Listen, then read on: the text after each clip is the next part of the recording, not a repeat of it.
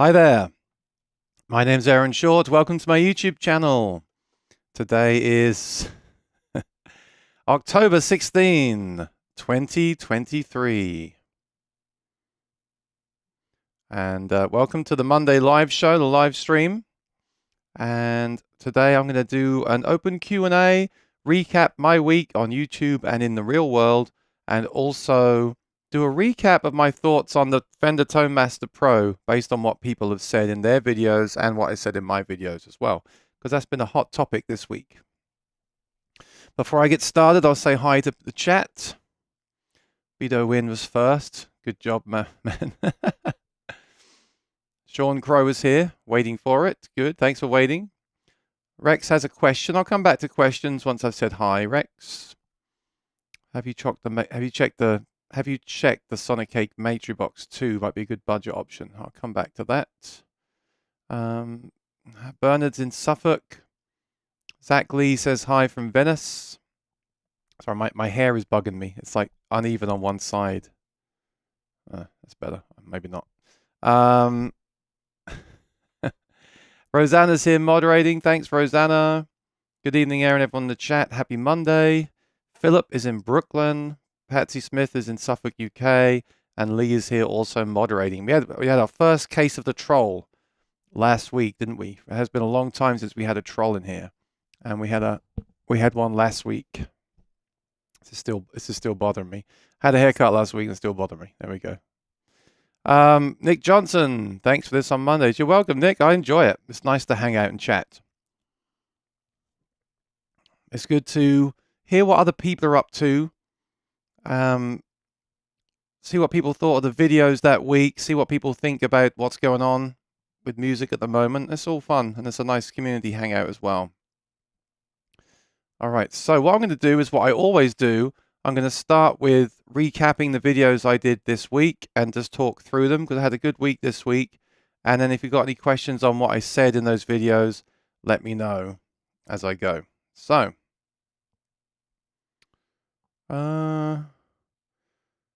So basically, Tone Master Pro this week. I knew it would be a hot topic. It was indeed a hot topic. Many videos have been made about it. Many opinions have been shared about it. It seems to me that people are very mixed on this product. Some people are loving it from day one and are very optimistic about its future. Some people are very down on it because of the price and the features that are currently in it. I'll talk about my thoughts later on in the recap, but I started with the FR speaker. And the reason I did that is that I knew no one had really covered the FR12 speaker, whereas a lot of people had talked about the... I'm a mess this week. I just had a shower and I've got soap in my eye as well. I knew that the FR12 would be popular because no one had really spoken about it. So I went into that knowing that people will be interested in the FR12, whatever pedal they use. It's not just for the Fender Tone Master Pro. It's also applicable to Quad Cortex, Kemper, and all the rest of them. So that's why I started with that and did really well. 6.6K, really like the product. The one I have has some noise in it, and I don't think it'll work for me. I did tell Fender my findings, and I told them I'd be happy to remake the video down the line if I find that that was a production issue. I think that's a fair thing to do. And then the actual review of the unit. I tried not to do a full-on review. I tried to talk more about the form factor, where they're coming from, who it's for, and where it fits in the market. That did really well, though, as well, as anything Tone Master did this week. And then I did one on using it for acoustic guitar, which is great because of the form factor. The effects, where you can hear the effects in the video. There's a few things missing that I talk about in the video. Again, I sent that to Fender, and that did not as well, but it's now been 7 days since the product came out, and also it's acoustic guitar based, and as we know, sadly, many people don't talk about acoustic guitars as much as they do electric guitars. That's just the way it is online, unfortunately. So that was the videos for the week. I really enjoyed it. I did a lot. I've got a video I'm going to shoot after this live stream. I think you'll all be really interested in, and I think we'll do well. So watch out for that going live tonight or first thing in the morning. Probably put it live tonight as soon as it's done. So watch out for that. And yeah, I'm pretty much up to date with my videos. apart from things that I want to talk about. There's some pedals I need to review, and that's about it for videos. So I'm happy about that. But as you can see this week, new things always pop up. So like this week, I wanted to cover the Tone Master Pro, and that took over my whole week making those videos and checking it out to see if I like it, if I want to switch to it, and also to get the videos done. So I will talk about that more later on. Well, unless there's any questions, I'll talk about it now. But if you've got any questions, I know I've got one from Rexomatic. Put them in the chat now. Let's talk about what's happened this week and what's going on before I go into the Tone Master Pro thoughts and opinions.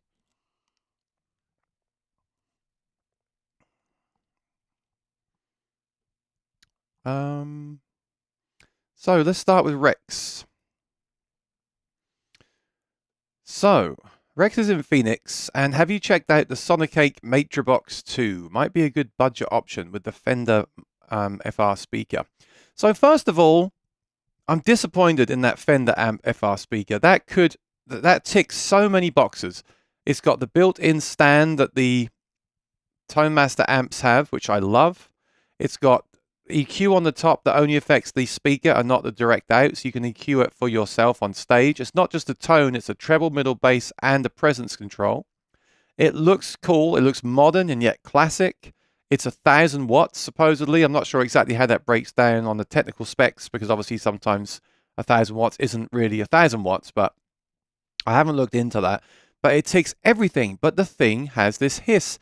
When I turned it on, we have steam heat here, and the heat has just started coming on. Actually, I will be talking about humidity soon, because now the heat's kicked in. It's drying everything out, including my skin, so I got to drink lots of water, and my voice and everything else. But that makes such a loud hiss. You may hear it today on the live stream. When I was filming the video last night, I could hear it. The noise gate was cutting it out, but you could hear it on certain sections when I'm talking, the hiss bleeding through.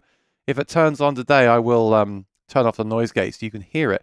That's what I thought was happening. I was playing the guitar thinking, oh, this sounds great. It's a great product. It's accessible. It's affordable, in my opinion. And, oh, but the heat's come on. But it wasn't the heat. The heat hadn't come on. It was the hiss from the speaker. The hiss doesn't get louder as you turn it up. If you're playing in a loud band, you're not going to hear it. But when you're playing in a room like this, you're going to hear it. And there's so many other speakers that don't have that hiss that I don't think it's acceptable, personally. So, look. Graham is here, and Claire Pegg is here. Hi, Aaron. Vince Hendricks sitting next to me says hi. How you doing, Vince? How's your brother?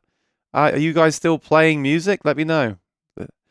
They're from a lifetime ago, everyone. Back in the old days, back in the good old days, where we didn't talk about this gear thing. We just played the music.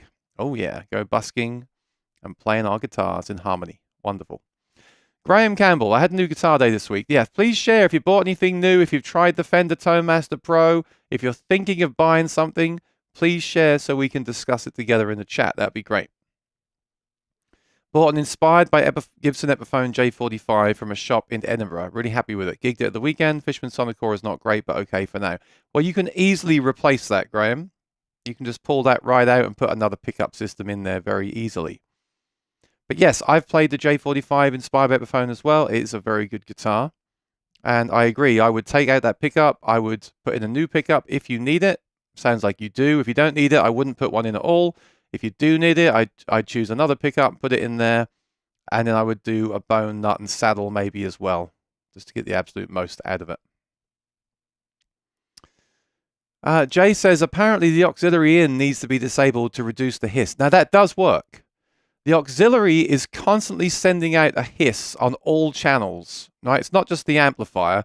That auxiliary in is basically, it sounds like the auxiliary in the pedal is at maximum and it's always engaged on every channel. And everything you plug into, you hear this added noise. When you mute the auxiliary in from the outputs, you hear the noise greatly reduce. However, the noise of the amp itself is still there because, and the way I know this, which I said in the video, is if you unplug everything from the speaker, you still hear the noise. So the noise is coming, and with the volume at 0 as well. So the noise is coming from the amp itself. Some people have said they haven't heard it. So, I mean, I can only report on what my experiences are. And that's why I put the recording in that review as well to prove it. I'm not just going to sit here and say, well, my speaker has a hiss. I compared it directly to another speaker of a similar power by QSC to show that off. And actually on the QSC, I had both masters, because there's 2 channels on that, at 10, which added extra hiss. So in a way, that wasn't a fair comparison. I just wanted to do the most extreme. I wanted to make it as fair as possible, but actually I wouldn't run that at 10. I'd run that at probably 5, and there'd be even less hiss. So the ToneMaster FR12 that I have does have excessive noise. I know that, and I'm happy to try it again. You know, I don't know if Fender want to exchange it. I don't know. I did email them today. If they want to exchange it, I'm happy to try it again. If I'm not here to ruin anyone's business. If I have another one and it's quiet, I'll make an updated video and address that. But I can only talk about the experience that I have. That's why I'm here, right? So I did do that, and everyone should do that until the first bug release, definitely. Oh, great. Nick Johnson. I got the Shure in-ears you recommended to me a few weeks ago and tried them out live this weekend. Huge success. Thanks again. That's great, Nick. You know, that they are awesome. People don't want to spend $300-400 on those in-ears, but I mean, think about it. What are you hearing when you play the gig with those in? That's what you're hearing, right? You're not hearing the Adirondack top on your guitar. You're not hearing the Elixir strings. You're not well, okay, you are, but what you're hearing directly with in-ears is the in-ears themselves. So why would you want to buy $30 in-ears and not go the extra mile? I think of everything you can buy, good in-ears are totally worth it. I'd still love custom, but I'm too scared to get them. And until that day, those Shures are excellent. You just have to make sure they're in properly. Sometimes I'll pull one out to listen to someone talking to me, and I'll shove it back in that's not in correctly, and it cuts out all the low end and sounds weird. So I do have to make sure I put them in properly every time. Might be easier with customs, but yeah, you're right. They're great sounding in-ears. They've been reliable for the last 12 months. I'm a big fan. I've actually got 2 pairs. I have a pair that I use here at home, and I have a pair that stay in my gig bag so that I always have them. I even use them at an Irish bar. I say even because many people wouldn't think to use in-ear monitors in a small bar gig. I've been using them in those gigs too, and I love it. I really love it. They're so good. So I'm glad you got them, and I think everyone should have a pair of those. I really do. In fact, you know what I'll do while we're talking? I'll put my Sweetwater link in the chat, and if you're interested in checking them out, click on the link. And even if you're not interested in checking them out, click the link for me anyway, because the more people click my links, the better it looks to Sweetwater. I see the prices. Has the price gone up? $440. I mean, they're $449, but you know, I still recommend them. I would still recommend them because so many of us, and maybe you don't do this if you're watching this, but so many of us, I know myself, spend so much time and money on the gear, on the guitars, on the strings, on the accessories, on the cables. So for me, spending $500 on in-ear monitors, if you're going to use in-ear monitors on a regular basis, is totally worth it. Of course, if you're not going to use them, then please don't do it. obviously don't do it in that case. But if you are going to use them full time and commit to them, then totally, I've got no problem recommending them. But yes, I understand why some people wouldn't want to get into that sort of money for something that they might not enjoy and use. Of course, I would never recommend people do that. But if you're going to get in-ears and really go for it and really give them the best chance, then get good ones. Don't get cheap ones. You know, save up and get these, and they'll last you a long, long time. So here's my link. I'm going to put this link in the chat. Do me a favor, click on the link, even if you're not in America, even if you're not interested in these headphones. It just shows Sweetwater that people are using my link. There you go. All right. So yeah, I'm really glad you got those, and I'm glad you like them, most importantly. I'm always scared to recommend stuff because I don't want people to not like what I recommend. And with in-ear monitors, you cannot return them for hygiene reasons, of course, right? I totally understand that, but that makes it scarier to purchase something like that.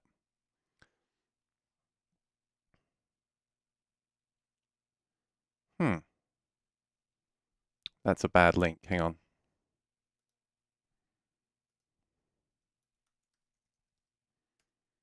try that one. Yeah, there we go. Do me a favor, click on that link, open that page up, and then if you're interested in those, bookmark it for later. Check them out later on, and then check out my review of them when you can. Just deleting the other link. There we go. Great. All right. Yeah. Cool. Awesome. So, John says, what are your thoughts on replacing bridge pins to improve tone? Well, I've done some videos on it. I did the Martin bridge pins. And the truth is, I really don't know. That's a really, really tough question.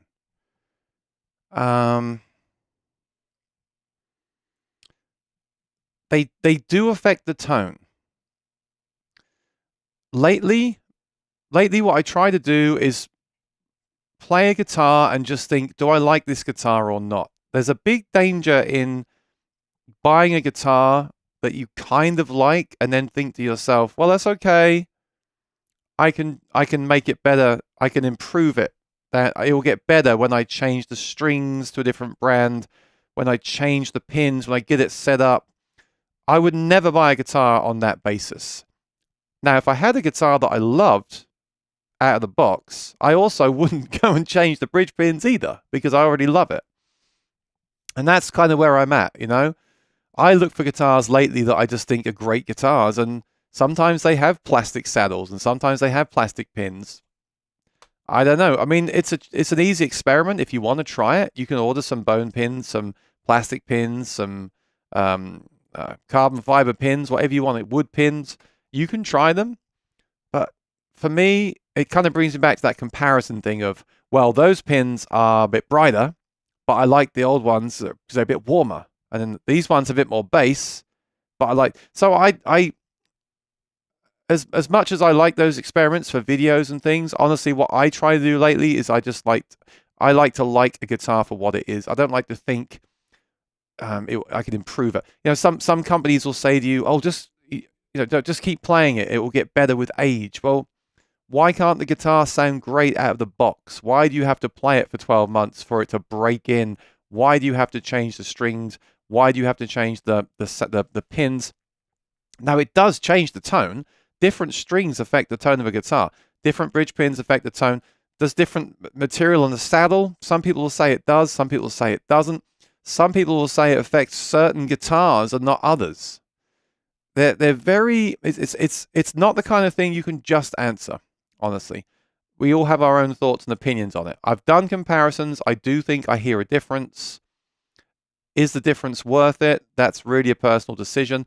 I tend to always go back to stock with my guitars. I had locking tuners on my acoustic for a few months. Really enjoyed them, but I went back to the regular ones again. I tend to stick to stock with my stuff most of the time.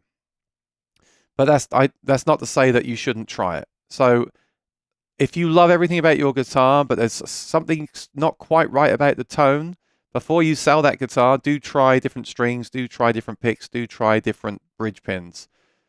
But your mileage will vary. And it's just one of those things where you can't really say, yes, it will definitely change the tone on that guitar, because maybe that guitar will respond differently. It makes it very hard with guitars, because they are all made from different trees, right? Thankfully, the saddle and nut are bone, but the pins are plastic on the J45. Okay. Really?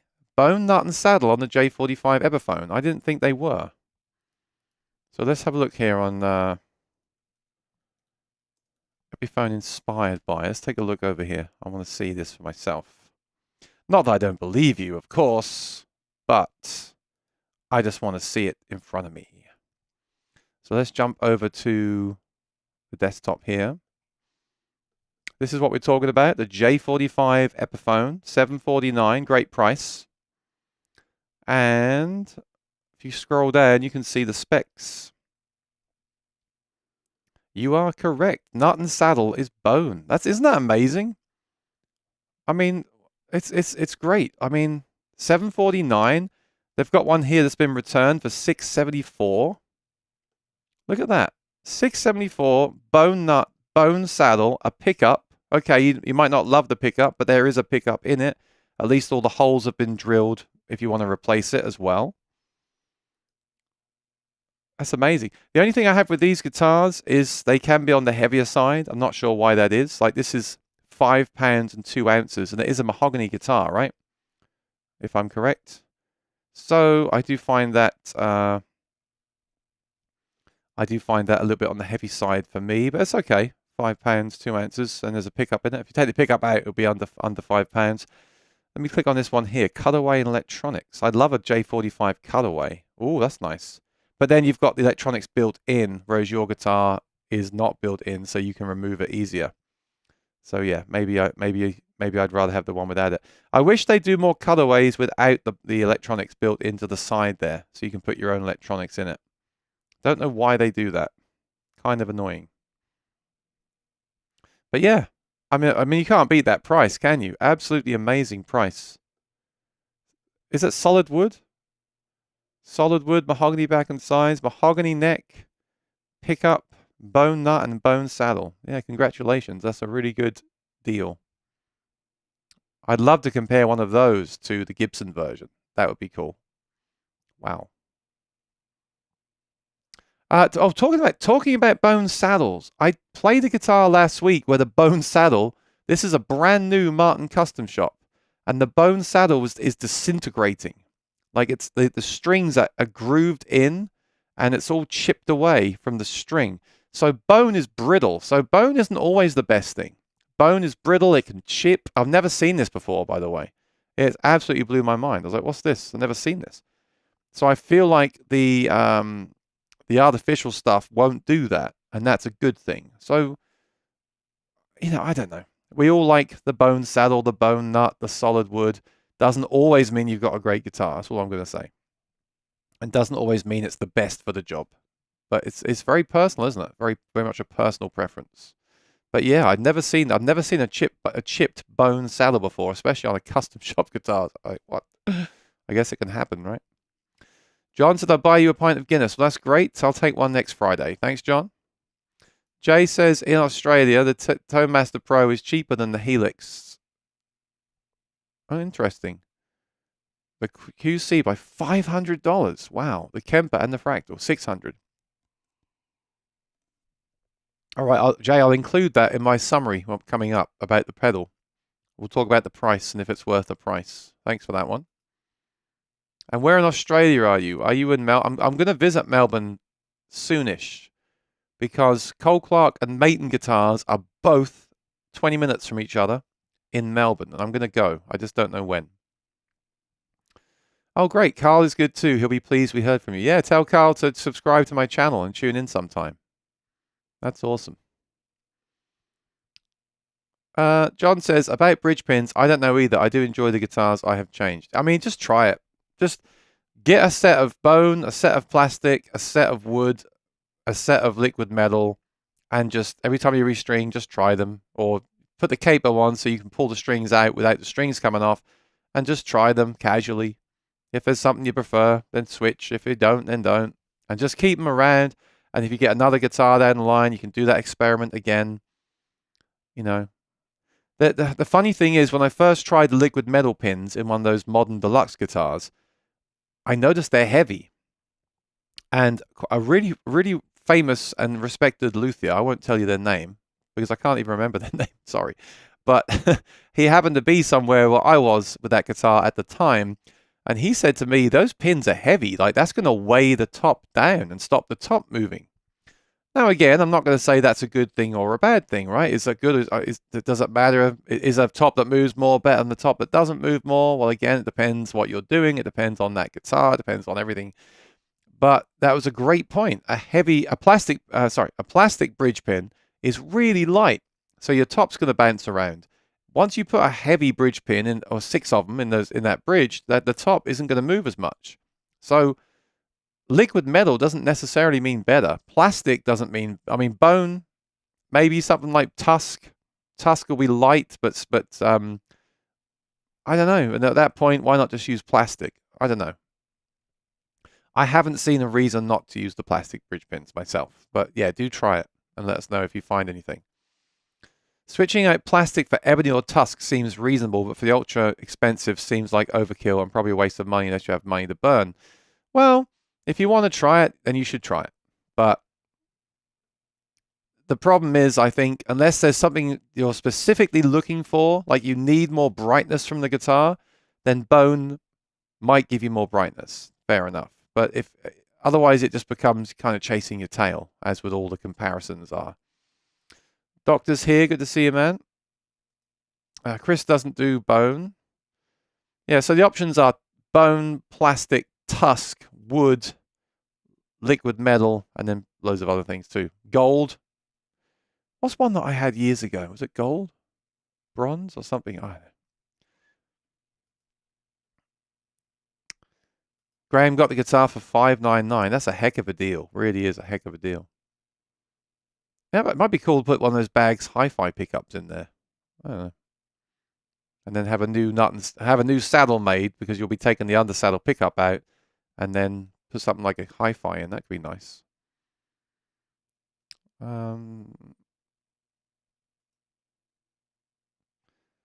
Yeah, I mean, it's not too heavy. I've noticed that some of the Gibsons are on the heavier side. This is what I'm used to. I mean, the Rain songs are stupid light, maybe too light. Most Martins are between the low 4s and go up to about 411, 410. So anything over £5 on acoustic, to me, I notice it a little bit. But I mean, it's not a deal breaker. It's just not what I'm used to. And for a stage guitar, I'm always looking for something that feels light. You know, when you first pick it up, though, what I'm trying to say is, once you start playing the gig, that kind of goes away. You know, I'm not there playing, thinking about the weight of my guitar. But when I select the guitar, I try to find one of a certain weight, just, you know, if I have a choice. So that's the great thing with Sweetwater. You can monitor the site, and then you can see what the weight of the guitars is. And then if you see one come in that happens to be really light, then you can jump on that one. That happened with the Noel Gallagher Epiphone guitars, the electric guitars, a while ago. They got one in that was really light, and I wanted it because it was just so light. But then I didn't like the look of it, so I thought there's no point getting it just because it's light, you know. Brass, yeah, I think I've tried brass. They're bright, right? They tend to be brighter. You know, this stuff does affect tone. I've been talking today about stainless steel frets, and some people say that stainless steel frets affect the tone of the acoustic guitar. I don't know. I never tried them, but then some people say they don't. So again, and the other thing is, have you heard them without? You know.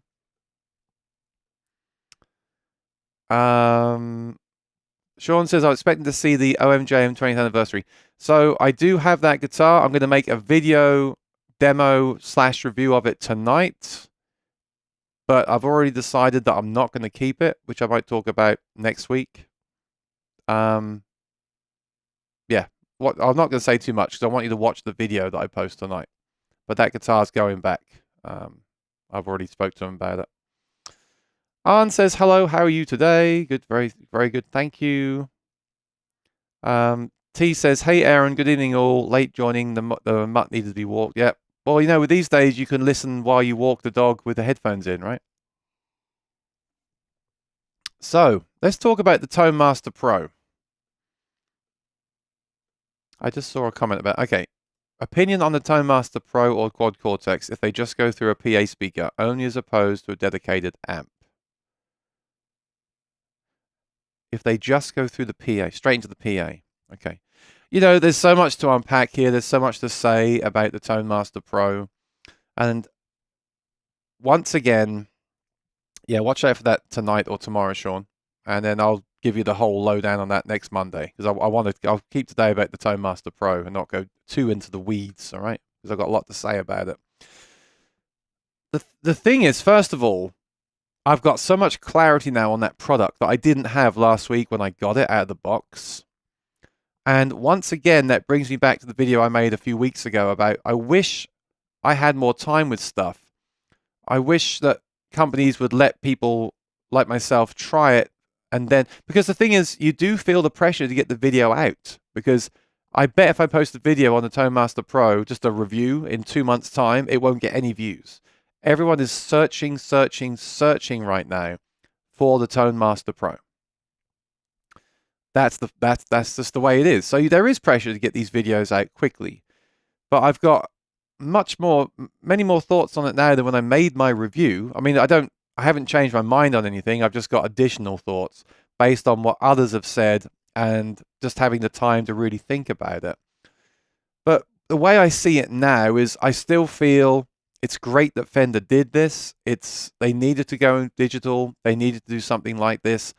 They got the form factor right. They did their homework. This is everything I said. I said this in the video. They did their homework. They made it a great form factor. Yes, it's the same price as the others. And no, it doesn't have as many features. And I think that is a problem. And I also think some people said this was rushed. I don't think this was rushed. The thing is, when you make a product, you do have to release it. You can't sit on it forever, because I always say that these companies are businesses. And I'm not defending them, but all these Martin, Taylor, Cole Clark, Fender, PRS, they are simply businesses, right? If they put 4 years into developing a pedal, they can't just keep waiting and waiting and waiting and waiting and waiting. They do have to release it. They do have to get their money back on the thing. And they can do that now with these digital pedals because they can update the firmware. But we don't know how often Fender are going to update the firmware. Companies like Fractal are constantly updating every week. It's crazy. It's almost too much. But they're showing the support. But then again, they will release a new model 2 years later, which isn't great either. So the best thing to do when something new like this comes out, like the Tone Master Pro, is to sit back and wait to see what happens. Sit back, watch the reviews, watch the news, and then as you see updates come out, then get one. That's what I did with the Quad Cortex. I couldn't use it initially. I went through 2 of them. I bought and sold 2 because they wouldn't work for me in a live gig. And then once I saw 2.0 release, I decided that's it. Now I can go with it. Quad Cortex is interesting because many people hate that product because they say they were lied to. Now, I don't like being lied to either, and I think that Neural did make too many promises when they announced that thing. I think they got carried away. They were trying to make an impact. But they have made it really good now, in my opinion. They have released several updates that have completely changed the device and how it works live. You've got the editor now. The editor is buggy, but it's a beta. But that product is going up and up and up. And I mean, I don't know why people are very aggressive about it. Just sell it and move on. I'm sure Neural will never make that mistake again of promising anything because they've learned their lesson from doing that. But it is a good product. I can only look at the products as they stand today. I like how the Quad Cortex sounds. I like the size of it. And I see them developing it. So I'm happy with that product. Fractal, I don't like the interface, and they keep releasing new versions. The Helix, I never liked the amps, and it's an older product, and I don't like the form factor. Kemper Stage, I love the form factor and the sounds. It's not that particularly flexible. The head rushers came out, and I found loads of things I didn't like about that, and I think it's been one update since I tried it, but I don't see them particularly rushing out updates for that either. So the truth is with the Tone Master Pro, we don't know. We need to sit back and see what happens next. Fender have already said there's several bugs they're aware of. Okay, so if we see a bug fix next week and a major firmware in 2 months, then maybe that is a good way to go. If we see nothing for a year, obviously it's not a good way to go. I don't know. It's too new. It's too new of a product to know, and we don't have any track record. If Line 6 release a Helix 2, they're probably going to keep updating it every 6 months as they have been with the Helix 1. But they might not. Very dangerous lately to buy things on a whim, hoping that they will update them in the future. So I wouldn't blame anyone today for buying a used or a good value Kemper Stage because it's tried, it's tested, it's proven, and it's still a great unit. And it's got all the features in that gigging musicians need. The Tone Master Pro is missing some of those features for me. And I don't know if they're going to add them yet. So that's kind of where I'm at. So my plan with the Tone Master Pro, my plan with the cab is to send it back because it is just not going to work for me with that noise. The Tone Master Pro, simply because I have the channel, I'll probably keep it around a bit longer and try that next update that we get.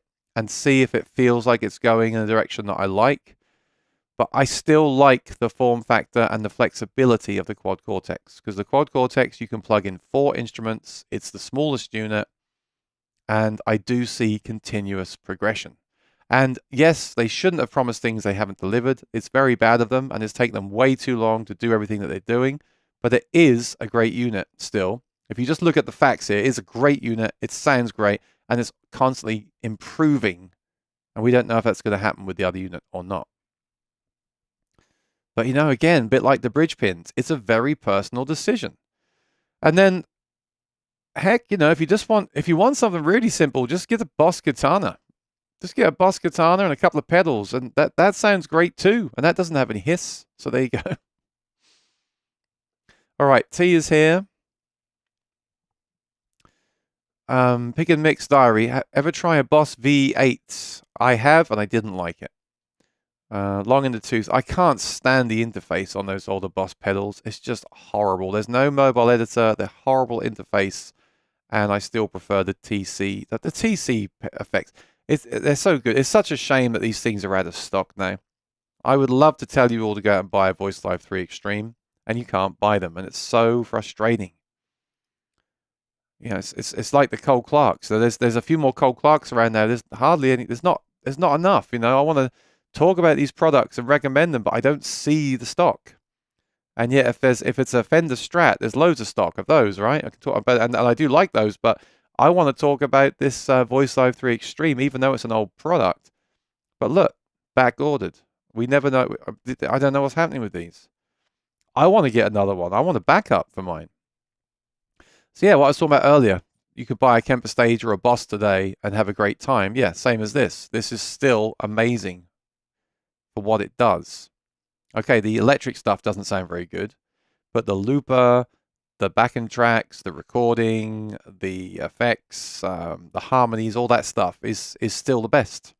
And I would still recommend this to someone that doesn't, but you know, someone that plays acoustic guitar. I still recommend this product over the newer ones, unfortunately. But yes, still out of stock. Crazy. John says, I listen while I walk. I do the same. I mean, I'm only sitting here talking, right? So you can treat it as a podcast. So ask me questions. Ask me specific questions now for the next 10 minutes about the Tone Master Pro. Tell me what you think about it. Ask me any questions you want to know, like burning questions from me.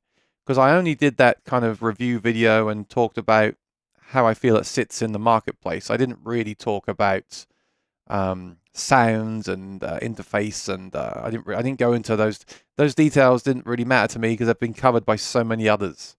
So feel free to ask now or forever hold your peace. Okay. Will the Tone Master Pro be part of your performance? I'm going to say no. The thing I like about that. Okay, here's the thing. The clean amps, as everyone is saying, sound really good. My theory on that, I've got 2 theories. One is that Fender ought to know how to model their own amps, and they are good at that. 2 is that when you look at the cabs they're using a single SM57. So you're getting a punchier sound than if you load up a cab on another device that has a ribbon mic and a 57 blended together. I really think that's part of the sound. I do also think their sounds for those Fender amps are very, very good. But I can get just as close on the Quad Cortex, and then the Quad Cortex has the captures as well, so that doesn't really concern me. I do like the buttons with the text on them, telling you what each button does, but I've decided what I can do, and this is probably what I'm going to do. I've got a real cab, a nice Mesa 112 cab, which is awesome. And I've got the Quad Cortex with that amp bass thing that I did a sponsored video on. I still love that thing. That sits on top. So what I can do is I can put that on top of the 112 cab, like a head almost. And then I've got the, I didn't review it yet, but I've got the Morningstar, which is a MIDI controller with 6 buttons, which is fully programmable with text as well on each button. So I can just run a long MIDI cable from that amp with the Quad Cortex on it, the speaker with the Quad Cortex on it. I can run a long cable on the stage and have a small box with 6 buttons with text on it. And they're also working on a Switch, an MC8 as well, but it's not out until next year. So for me, that's the best of both worlds. I can have control over the quad cortex, leave the quad cortex behind me, and have those labels, or I could just use the quad cortex as it is. To me, it's not really a problem. But I can achieve the same thing with the Morningstar MC6 Pro. So for me, there's still a few things that are missing from the ToneMaster Pro. And again, I'm going to keep that ToneMaster Pro for 2 months. And if I see an update come out, I'm going to do another video and then update my review. And if I don't see updates coming out adding new features within 2 or 3 months, I'm going to move on. So we'll see. I'll give it a chance. But the speaker I'm not keeping, and I've just said to Fender, look, I made this video. I hope you take it as constructive criticism. Basically, that's what I tried to do in the video. I should say, I hope they do take it as constructive criticism. If I hear through the internet that was a production issue, then I'm happy. Basically, I'm happy to check it out again, but I'm not going to buy one unless I hear that, right? In fact, I'm not going to buy one at all. If they want to let me like loan me one or something, I'll make an updated review. But I can't.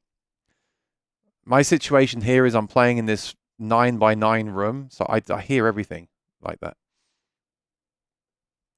So give me a thumbs up. I'd appreciate it. Todd, good to see you, Todd. Are you new here? I just got a 2023 D18. Congratulations. Can't decide which pickup to add. What would you recommend as best all-round pickup? Todd, I wish I could just give you the answer. And it's not that I don't want to give you the answer because it'll be the end of my channel. There is no answer. This is what I tell people. Sometimes I do these phone calls with people to like gear advisory. And this is what I say to them, Todd. You need to tell me exactly what you're planning on doing with this D18. So can you tell me where you play, what you play, how you play, and what your expectations are from the sound of the plugged-in sound? We have to get specific. It's not the case of buy this thing because it will make your guitar sound the same but louder with no feedback and cut through the mix. These are all factors that go into this, and I need to know what you're trying to do. Are you trying to cut through a band? Are you trying to sound as natural as possible? Are you trying to have... how often are you playing? Are you playing once a year? That would affect my recommendations. Are you playing professionally like me? Are you playing 4 times a week? That would affect my recommendations. Even down to battery life. I'm not going to recommend you a system with 30-hour battery life if you play every night for 4 hours a night, because that becomes a pain in the ass. So you need to tell me, if you want me to answer that, you need to tell me the whole, give me as much information as possible in the chat, and then I'll give you an answer. Digital Guitars UK. Had mine for a week and great for ambient and clean. The cleans are great, yeah. But is that not achievable from the Quad Cortex? You know what I was going to do? I thought about doing a video where I capture the clean. So reset the unit, load up the first preset, turn off the delay and the reverb, and capture that sound into the Quad Cortex and compare them back to back. Because that's what the Quad Cortex does. It captures sounds, right? As well as having its own sounds, which I do really like. One thing I will throw in today's live stream, yes, the reverb is excellent. In the convolution reverbs in the ToneMaster Pro are fantastic. They have what we call the drippy sound, the drip sound, that dripping sound from the reverb tank. I didn't even think about it, but David told me to, David Eidelberg, who watches the show sometimes, told me to check that out. And he's right. It does have that drip like a real spring reverb. So if you only play clean and if you play a lot of surf and you rely on that sound, maybe it's for you. I don't hear that sound in the Quad Cortex, sadly. So that is a big thing. I mean, I'm all about plugging into a clean amp and a reverb, a clean amp with reverb, and you do get that from the ToneMaster Pro. So yeah, I do want to add that in. That is a good selling point. But then I just want so much more. I want the looper to be movable. I want pitch effects. I want I mentioned some in the acoustic. I want fully parametric EQ. Like a lot of basics are missing for me. If you don't need those, you just want a clean amp reproduction, then it might be for you. Yeah. Poo Ninja, love the Boss. Yeah, the Boss Katana 100, 1x12 100, or whatever it is, 1x12 100, with their foot switch. Great, you know. That's absolutely fine for 90% of people. Do you think the TC Electronic body res is worth getting if I already have a Stageman floor? No, I don't like body res. Just get a good pickup. Just get a good pickup. You don't, you know, all this acoustic stuff is still for me putting makeup on a I don't offend anyone. You know, it's all dressing things up. It's not solving the problem. The electric world is different. The electric stuff does sound very good, very realistic, very believable, very hard to tell the difference. The acoustic stuff still isn't there for me. I think we're getting the Tone Dexter 2 next month releasing, so I'd like to see that. But I haven't tried it, so I don't know if that's going to be better. If it's better than the first one and got new features, that could be an interesting thing to check out. Philip says, what about vocal options? What would be your ultimate setup for vocals? Yeah, so it's the same thing, you know, it's you can't loop the voice, I don't believe. There's no vocal harmonies, they're intelligent. There's no intelligent vocal harmonies. There's just so much missing. You can't import loops. The loops are 60 seconds. There's no secondary loop. No. You can use it for vocals, but it's nowhere near powerful enough to use as a vocal processor for what I need. Is it possible to change the order of the pedals easily? Yes, you just click and drag them. There's a bug in the editor where you click on a pedal and it doesn't show it below it. You have to like scroll on the screen below it. I think that's a bug. But you just click on the pedal and you just drag it and it moves the pedal and you release it and it drops it there. That's very easy. And on the screen, you press down on the touch screen and drag it around. Same thing. You see, I don't like this, Dr. McFarland. He's like, sure, it will be updated. What? But how do you know that? You don't know that. Okay, I'm sure it will be updated too. It's that Fender are not going to never update the unit. But how do we know we're going to get... There's so many people now are so trusting on these products. It drives me crazy. I've talked about this a lot on the channel. Like the whole JBL thing, right? 2 years and I still don't like that app and I still find bugs in it. That's the problem with this stuff. You can't just sit back and think, well, they'll update it. No, what if they don't? What if they don't? When you buy a pedal, there's no guarantee in that box that says you'll get an update every 3 months, right? I just think that's a very dangerous attitude to have with a product. You know, they've said they'll update it. I don't think Fender are not going to update it, but the real question is, when will they update it? How will they update it? How often will they update it? And what features will they add? It's possible that a year from now, that thing will be completely unrecognizable and will be out of this world. It's also possible we'll get a few bug fixes and that's it. We don't know. That's the problem. All right, yeah, I got to get to Rex's thing here. Todd, this is one of the best acoustic pickup device channel on YouTube. Probably the best. Oh, thank you. But I do need the information. You know, it's like saying what's the best ice cream. I need to know what your preferences are. Rex says, after what... Let's talk about this Matribox 2. Sorry, I skipped right over that. And I have a question for you all. Has anyone put stainless steel frets on an acoustic guitar, and what do you think about it? Let me know. So I have heard about this. This is the new Sonic 8 pedal. $230. Good price. I'll show it on the screen. So we've got touchscreen, 3 buttons. There's not enough buttons, but I guess you can plug a MIDI pedal into it.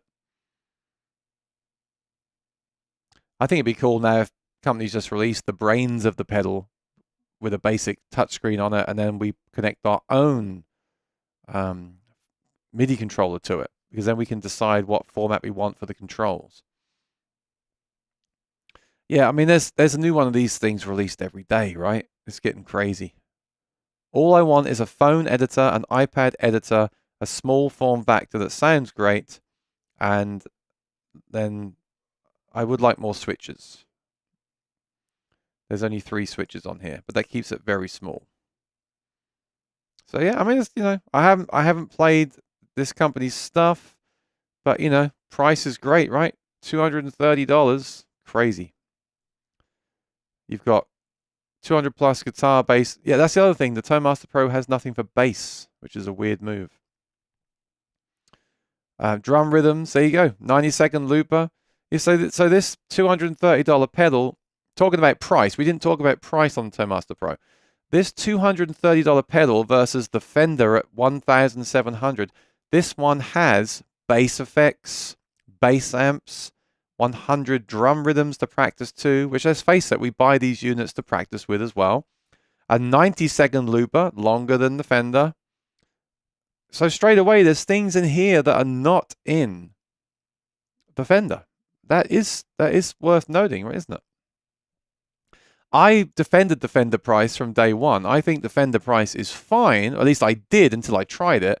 But then once I realized what things are missing from the Fender, that put me up, that made me take a step back on what I said.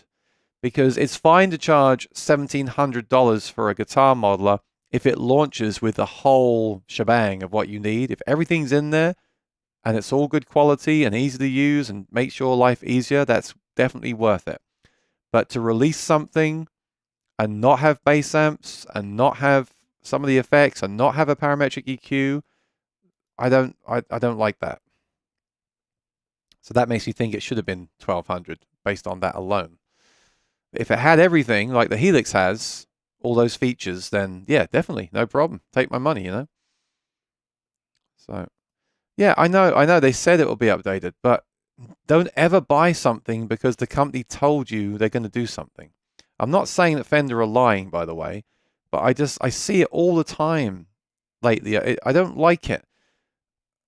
All the time I see in comments of videos, oh, that's all right, they'll update it, they'll fix that, blah blah, and sometimes, you know what, mostly it does happen, but what about that time where it doesn't happen? As someone that recommends gear to people, I never like to say that because I don't want to ever say, buy this because they'll update it, and then they don't, because that's all on me, isn't it? So that's why I get kind of funny about it. And I don't see why products can't come out ready to go like they used to. Before firmware updates, you buy something and okay, sometimes we had these weird bugs and stuff, which sucks because you can't fix it. But in the old days, you bought something and that's what you got, is what you see is what you get. Today, there's too many promises we're sold, I mean, you wouldn't buy an acoustic guitar with 5 strings and then, yeah, I had this conversation with someone before. You wouldn't buy something like an acoustic guitar with 5 strings and then the company says, we'll send you the string and the peg next week, would you? You want the thing today. I know it's not the same. I know digital products do have the benefits. I mean, the Helix now is completely different to when it released. It's like a new unit. That's the positive side. But a unit should at least have the stuff that we need. I was pretty surprised that there's no fully parametric EQ in the ToneMaster Pro. I think a lot of players that buy that unit won't care, but I think some of those things should just be there from day one. That's all. And yes, it's a bit extreme to say you're a paid beta tester, but with a lot of this gear, you are. I mean, I didn't have to download the Quad Cortex editor, but I really want it. And that thing is buggy as heck. And that was promised 3 years ago. It's been in development way before April, because we saw it at NAMM working, and it's crashing on me. So I am a beta tester. I now have to contact them and tell them it's crashing when this happens, and wait for the next release. Now, I didn't have to download it, but I want it. So I do feel like a beta tester with that thing. I'm glad they released it. When it's done, it's easy to hate and say don't buy something. Not how I feel. I love the Quad Cortex, but I hate being a beta tester for them. They're a software company, and that editor should just been released in April and just worked. There's no excuse, as far as I'm concerned.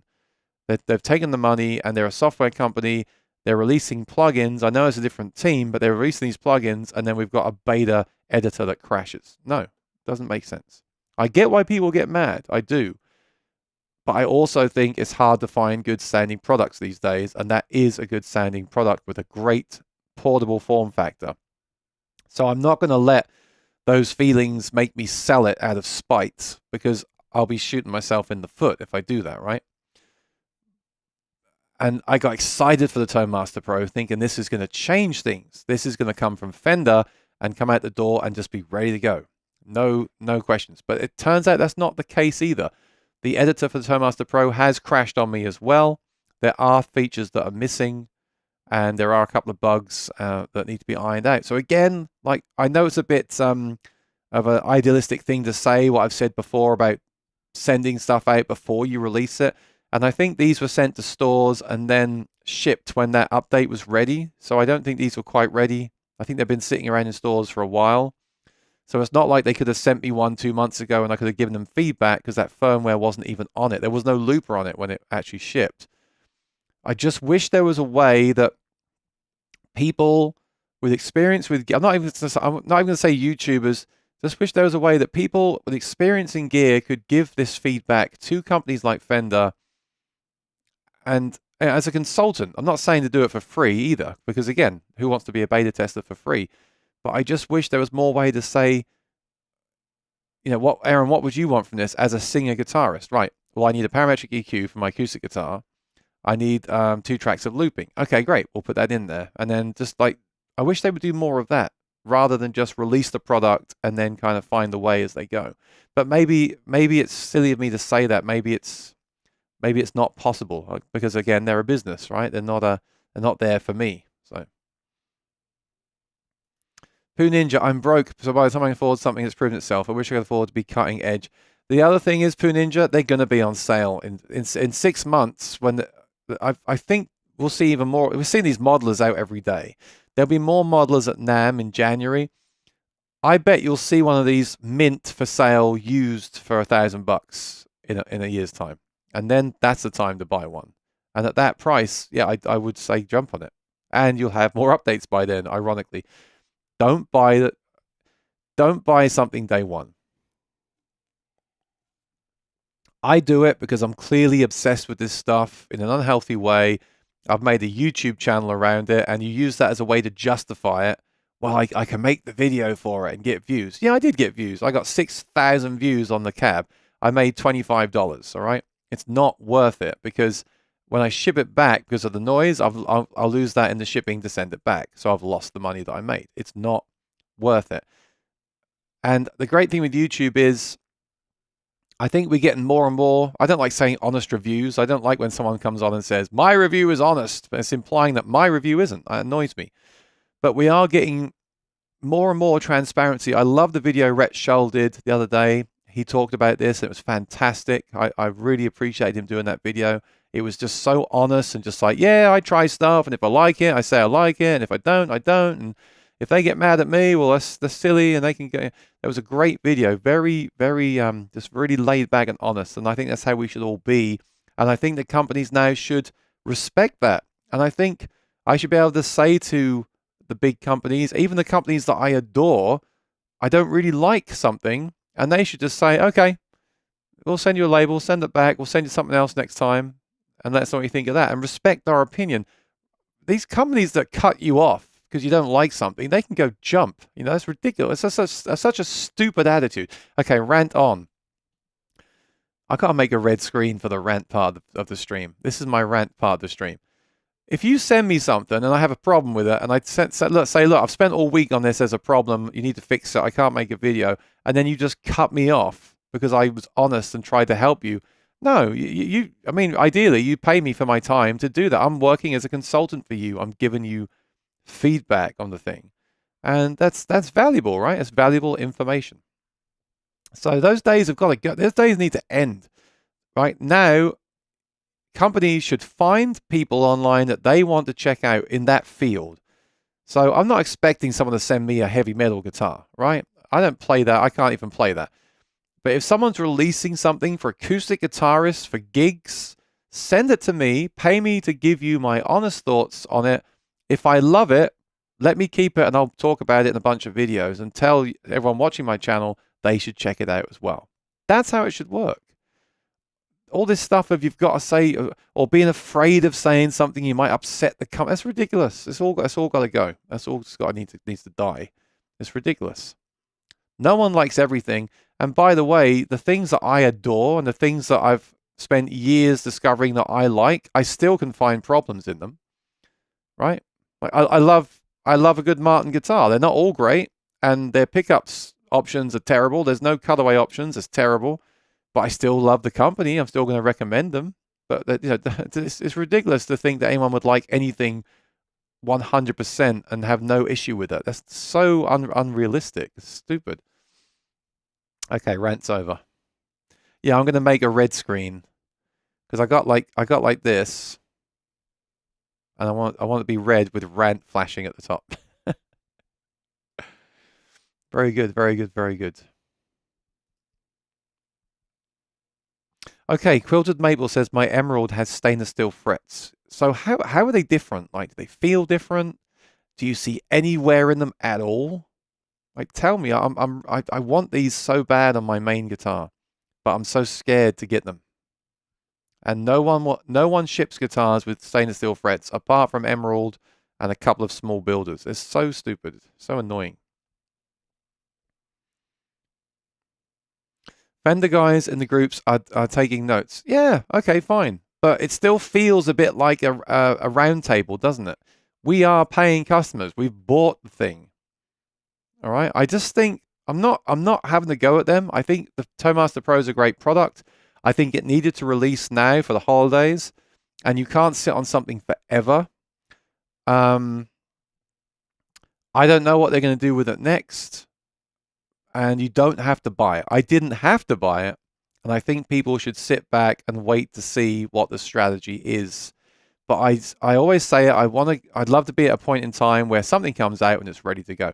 I do know. I know nothing about the Tone Dexter, and I'm probably not going to. I'm not going to buy one because I can't buy stuff just to get views and stuff. And I don't. The acoustic world is such a niche thing.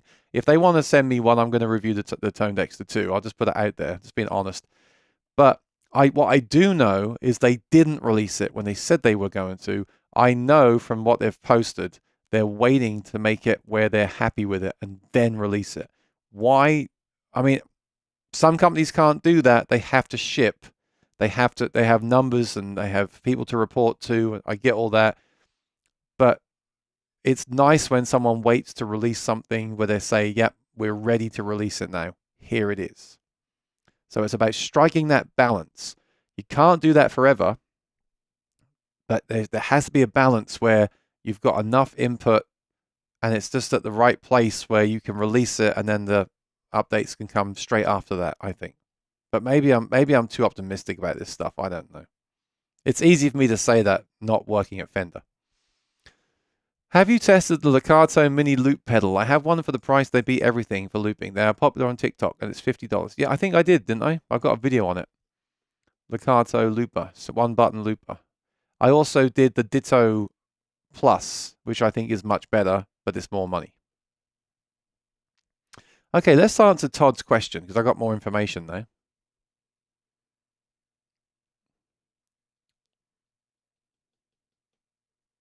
Yeah, you know what I should do? I should have the flashing thread thing for rant, and I should post that as a short or a clip from the stream, like the rant of the week. That'd be funny. Okay, so Todd, right. All right, I'm ready. So, thanks, Aaron. I play solo monthly at open mics. So this makes a difference, right? When you play solo, you probably want a full sound.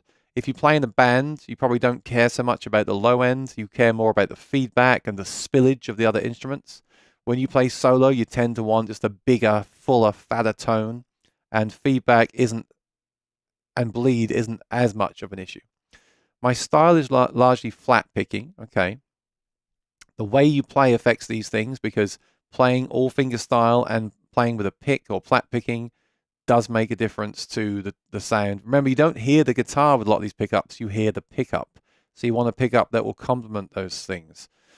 You do finger pick on occasion, sounds like me, yeah. Battery life is not important to me. Minimally altering the guitar is important to me. This is great information. This is the stuff that I need to know. So let me just go back to your original statement. 2023 D18. This matters too. You've got a Dreadnought, mahogany Dreadnought. Okay. and you don't want to impact it too much. You didn't tell me how often you play, and you also didn't tell me what you plug into. So that's all. That also matters as well, like what your amp is or what your PA is and your mixer and everything, because that can affect what I'm going to say too. But let me just do it based on what you've told me. So, brand new D18 Martin, you want to keep it intact. You don't mind the battery. Still a few more things I could use, like what you're plugging into, and if you need any body sort of percussion. Do you loop? Do you need to play the guitar like a drum, or do you not do that? But based on what you're saying, you've got a few options, okay? My go-to all the time for people that are playing regularly is the Baggs Anthem SL. Some people don't like having the undersaddle pickup in their guitar. They feel it affects the tone. I still don't know to this day. But I always say to people, if you play every night and you just want an easy time of it with a great tone, get the Baggs Anthem SL. That's the first one. Now, if you really want to make sure that that guitar, if you're playing once a week or once a month and you don't want to even think about that stuff, it's good to not have something under the saddle. So many people go with the K&K. I do not like the K&K without loads of work, so I don't recommend it. Oh, sorry, I missed that. Open mics. Well, that changes things too. K&K open mic can be a total disaster, all right? And you play monthly. So you're not playing every night. So I'm going to maybe back off from that. Unless you want to go to your open mic and have a super easy time of it, then I would get the Anthem SL. But if you're playing once a month at open mic and not like constantly plugging in all the time like I am, ooh, that's a tough one. I think I'm definitely not going to say K&K. K&K is a nice, it's the most minimal installation, so it is nice for some, but I just find it needs so much outboard processing, at least for where I play, that I don't like to recommend it. And you're going to be gluing that thing in. You know what I would try if I was you? And this kind of goes against what I normally say, but I'm going to say the Baggs Hi-Fi. The Baggs Hi-Fi, nothing under your saddle, not going to adjust the saddle height or anything. Not crazy expensive. It does have the battery in there. It does have really good battery life, actually, which is cool. But pretty minimal install, not much weight. And if you're worried about that during the month, you can always take the battery out because it's just in a pouch inside the guitar. Does sound very good. Does benefit from some external EQ and a notch filter. You know, it can feed back, but not as much as the K&K in my experience. I would probably do that. And the great thing with that is I think you can return it. I would check with Sweetwater about that before you take my word for it. But the great thing with the Hi-Fi, and I'll show it to you on the screen, is that you can kind of test it out. It's $200. It's got the preamp inside the guitar, which I think is a good thing to have, an open mic. I took a K&K once to an open mic, and it sucked because I had to plug into a line input on a mixer because there was no more inputs left, and it sounded terrible. Absolutely terrible. So, look, the thing is, I'm not using this myself, but I have stage guitars that I use. I like to have a stage guitar and a Martin with nothing in it. That's my plan going forward. But if I was going to have one guitar to do everything with, my recommendation would be the Baggs Anthem if I'm playing every night or 3 times a week professionally, because it's just so good. It just sounds so good and it's just so reliable. But it is going to affect, you have to sand the saddle and you're putting something under the saddle. This won't do that. For a Martin, this would be a great option. All you've got to do is drill out the end pin, and you can always remove it. If they do make a new version of this in the next year or two, which they've talked about, with a microphone, that could be amazing.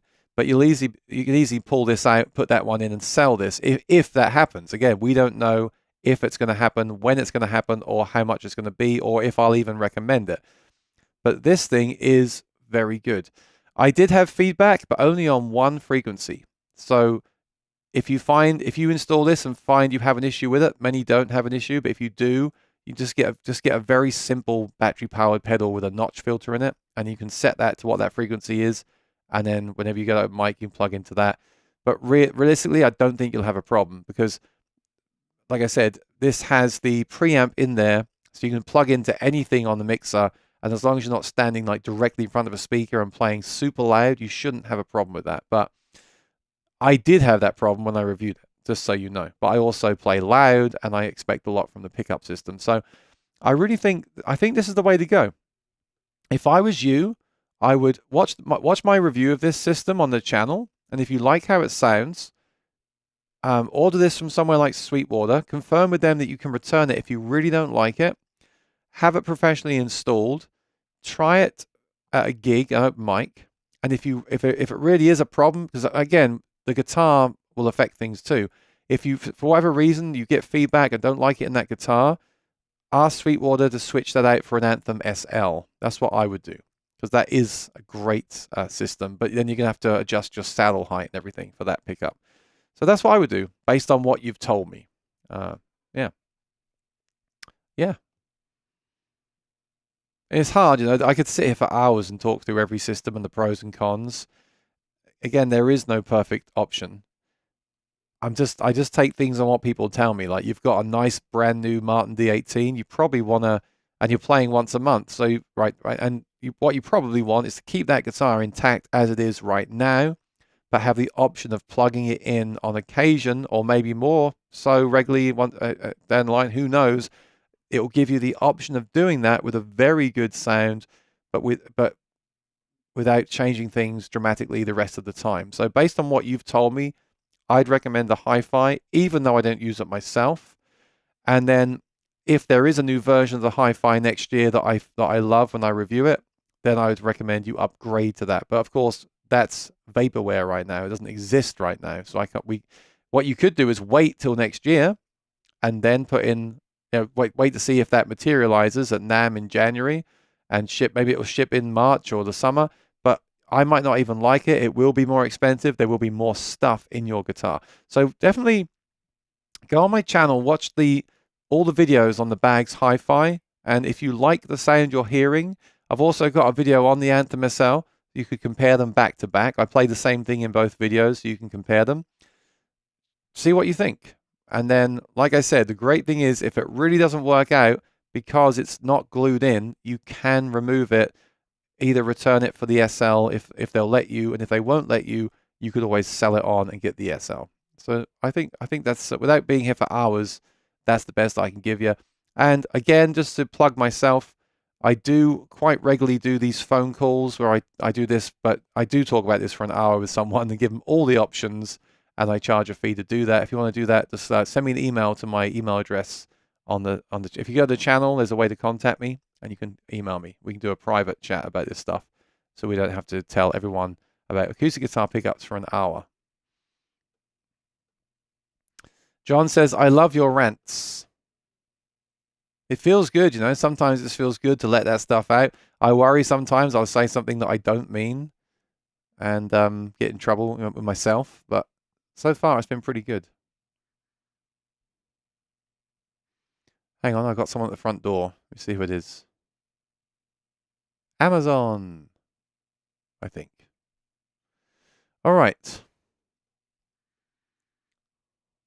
AI improving and lower end modelers improve. I mean, low end modelers already do sound great, don't they? They already do. Flashing red filter. Yes, I must find that. Remind me to find that. All right. Everything has room for improvement except for mint chocolate chip ice cream. It's perfect the way it is. Some will agree and some won't. Dr. McFarlane says, I didn't have to buy it either, but the form factor won me over. I can get great tones out of anything. So what are you going to do? Because you clearly do a lot of content on the Head Rush, and now you have a Head Rush, a Fractal, and a Tone Master Pro. So leaving aside the fact that you do YouTube videos, and it's good to have these things for content, because they do get views, because of the electric guitar videos do get views, I found, more than acoustic stuff. What would you, well, I guess you're going to say you'll keep all three of them, but if you could only have one, which one would you choose and why? Quilted maple, no wear on the frets, but I'm not a heavy user either. Okay, all emeralds have stainless. Some people say they sound different, but I don't see it. Well, that's the thing. If it came with the frets already installed, how would you even know the difference, right?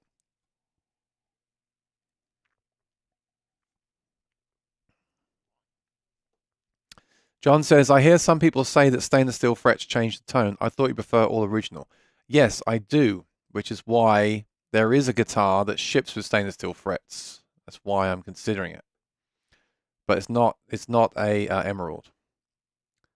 Formerly known as T, spontaneous rants are better than planned rants, of course, because they just kind of bubble up while you're talking about stuff you weren't going to talk about, and it just comes out. That's the real stuff right there. That's the realest you'll get on YouTube. Because normally I don't do a script, but normally I'll sit down, I'll think a little bit about what I'm going to say, I'll say it, then I edit the video, and obviously I'll cut bits out. I try to keep the videos as short as I can because people don't want to watch videos that are longer than necessary. But then sometimes when you're live, that just comes out. That would never come out in a regular video. It's fantastic. I agree. Thomas Moore. Hi, Aaron. I like the bags, but it won't work with my X5 wireless. I don't think any bags works with X5. Well, first of all, I don't like the X5 wireless anyway. I think they're noisy and they don't sound very good and they have problems when I use them.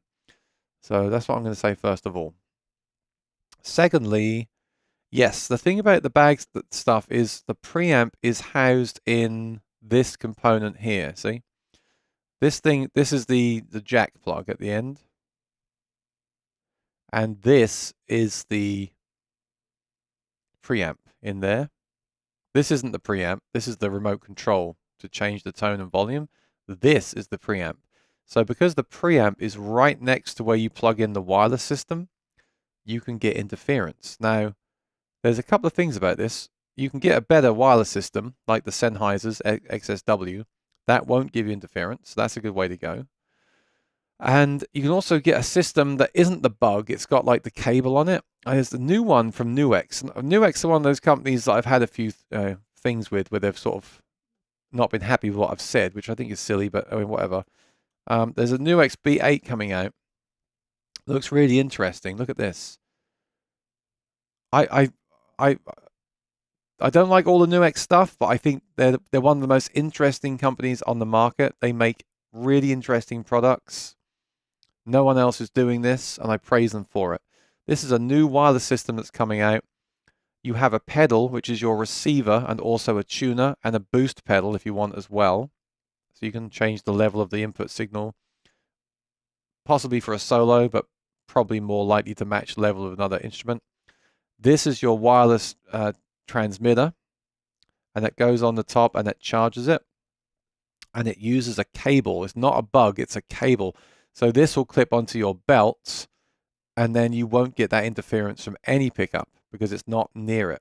Now, I haven't tried this, and the wireless stuff I have tried for Nuex has not worked for me. So I'm not going to recommend it, but I'm saying you could get something like this where you haven't got the bug right next to where the preamp is. But yes, there are wireless systems, and there's also, if you're going to say, well, I'm just recommending expensive stuff, no, there's also affordable wireless systems, like actually there's cheap wireless systems that will work with the bags pickups.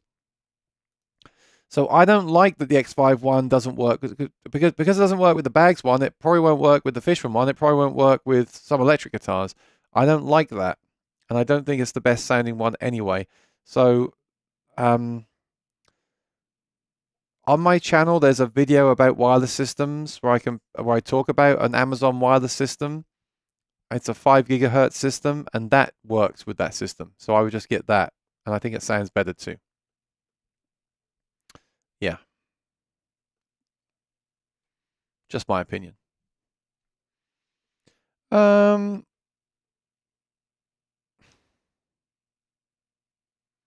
Yeah, so it's not bags not working with X5. It's X5. You know, I'm not. I'll shut up. Basically, the X5 is the one for me that's the problem. It's not shielded enough, and I don't think it sounds that great. I would recommend you just get the budget 5 gigahertz wireless system that's in my video that's on my channel, or a different system that clips onto the belt. I do like the bug one myself, but these ones that clip onto your strap or your belt will never have that issue because it's always far away from the guts of the guitar, right? So, Philip says, on song went monthly. Is it still worth it? Any alternatives? It's the only one that I'll use. I don't love them like I used to because the new app, the 2023 app, has loads of issues for me. So I'm actually using the 2020 version of the app. I still have access to that, and I'm using that version. So I don't know what's going on with them, but there's some things that don't work in the 2023 for me, which is a problem. I don't pay monthly. I did the special offer a while ago where you paid once and had it for life or something. I would not pay monthly for it. But then again, if you're a professional musician that relies on it, I would pay monthly for it. It's all a tax deduction. But I would also look around for alternatives at that point. I'm not looking for alternatives because I have it for life and I'm using the version that's working for me and I like the way it works. But if you're not happy with it and it's monthly, I would look elsewhere. And I hate saying that because I've always liked OnSong and the people that do it, that make it.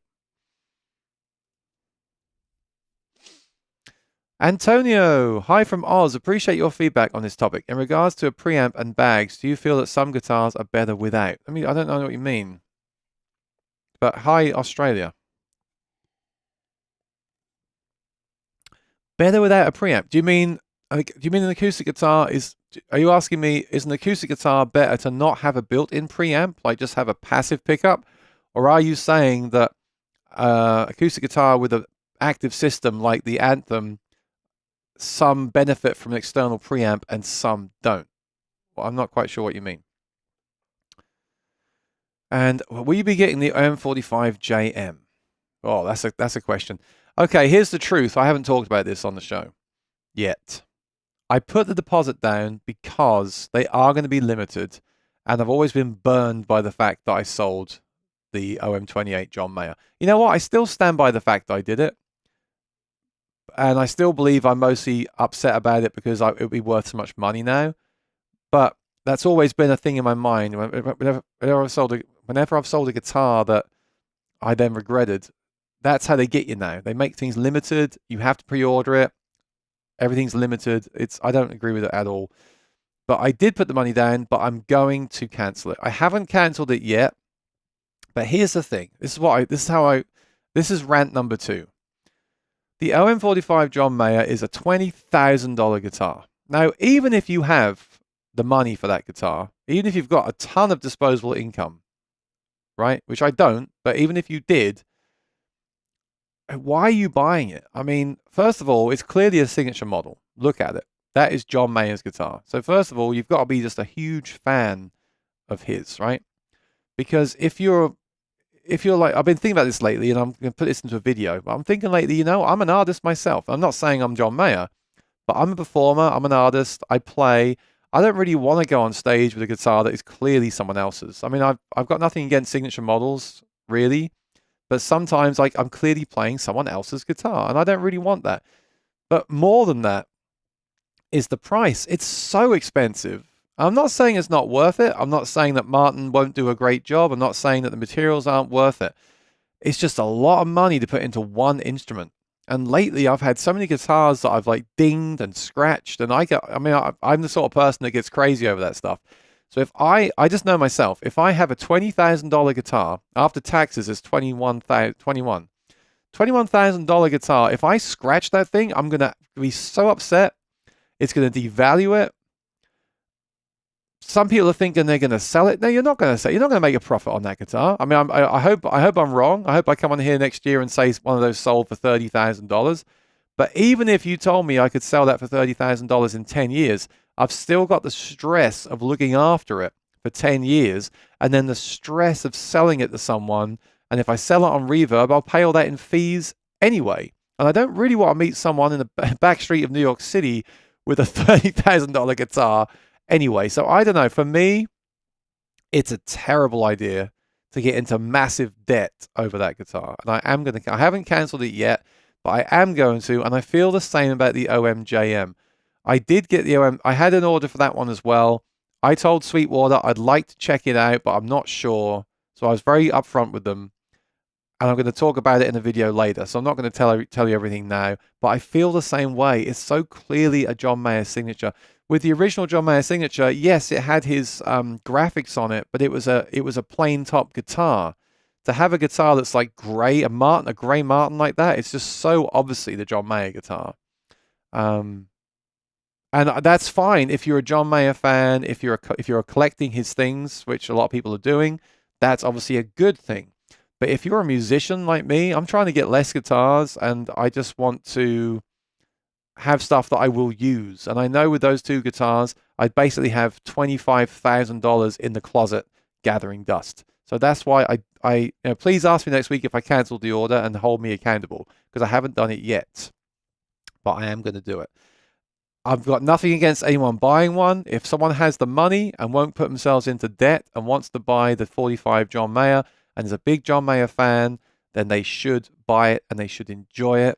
I don't agree with people buying it as an investment. I could be completely wrong. And in 20 years' time, you might email me and say you sold yours and bought enough to buy a car. And I'll be happy for you. I will. And I won't hold any grudges against myself for not doing it. It's just the reason I sold the original 28 John Mayer was that very reason. Because I thought to myself, at the time, it's a $7,000 guitar and I'm not playing it. And then what if it cracks? What if something happens? What if the building floods? What if? You see, it can be a bit of a liability to hold on to these expensive things. So that's the truth of that. So the question I have for you, this is interesting. The question I have for you is, why would you buy it? Do you want to buy it because you're a huge John Mayer fan and you want to collect his things? Do you want to buy it because you think it'll be a great guitar? Or do you want to buy it because you think you'll make money selling it? Or any combination of those things? Like tell me the truth.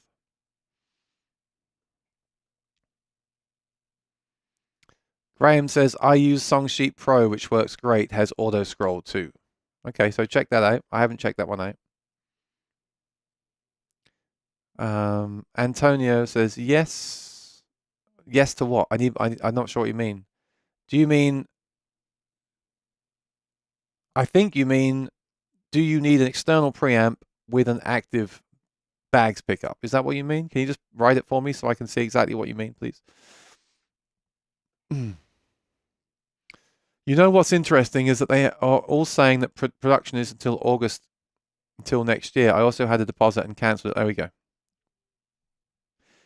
A 2-rock traditional clean, well, that's why that's still $5,000, right? But you see, yes, I like that. I like what you did. You cancelled the extremely expensive guitar that you can be scared to play, and I was just looking at I've been looking at the OM42.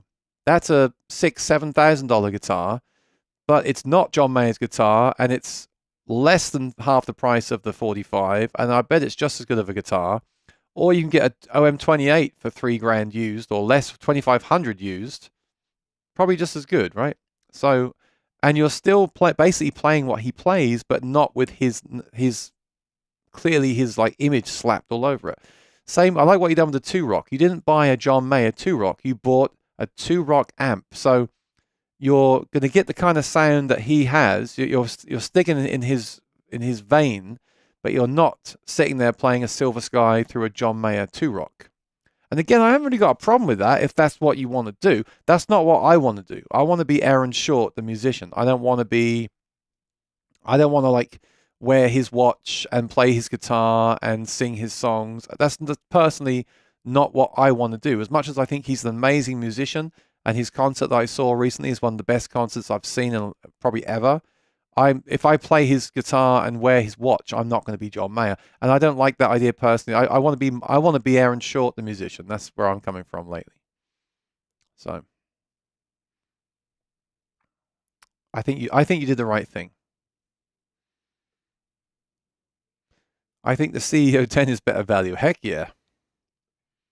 Yeah, but it's not the same guitar. I would say OM 28 or OM 42 is what I would get. And I think it'll hold better value too, because lots of people will want to buy an OM 42 off you in 10 years for probably a little bit more than you paid for it. Will people want to buy that John Mayer guitar in 10 years? We don't know what's going to happen with John Mayer, do we? Just being completely transparent about it.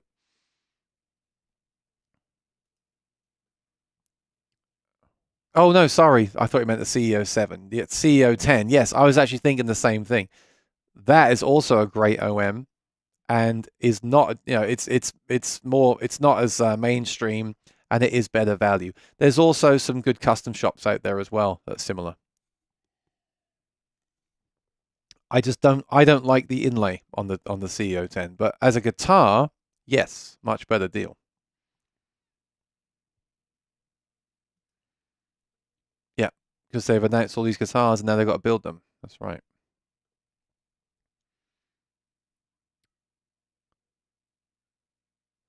Well, but I have to say though, you were you had a pre-order for the John Mayer 45 and the CEO 10, so I guess you had to make a decision one way or the other, right?